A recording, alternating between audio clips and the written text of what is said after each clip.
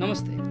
बालन शाहको हिजो अस्तिको पोस्ट त तपाईँहरूले देख्नु नै भयो होला। अनि त्यो पोस्ट देखेर कतिले चाहिँ बालन शाह एकदमै रिलेटेबल छ, हामीले जस्तै छाडा बोल्दो रहेछ भनेर आफ्नो क्यारेक्टर बालन शाहमा देखिरहनु भएको होला। कतिले यो कुराले सेलिब्रेट पनि गरिरहनु भएको होला कि कुनै एउटा नेता त आयो जो हामी नर्मल मान्छे जस्तो छ भन्ने पनि लागिरहेको होला।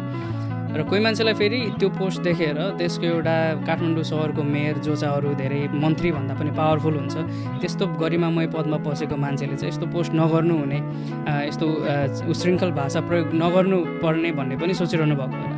यो ओपिनियन राख्नु तपाईँको अब आफ्नो हकको कुरा हो, यु क्यान डु इट। तर उसलाई अब यही कुरा युज गरेर उसको पर्सनल लाइफमा उसको फ्यामिलीलाई गाली गर्ने, त्यसपछि त यस्तो सिचुएसनमा हुर्केको मान्छे, तेरो बाबाआमाले तँलाई के सिकायो होला, के पढायो होला भन्ने काम चाहिँ नगरौँ होला। किनभने त्यसमा उहाँहरूको कुनै पनि फल्ट छैन, होइन? यो बालन शाहको आफ्नो चोइस हो।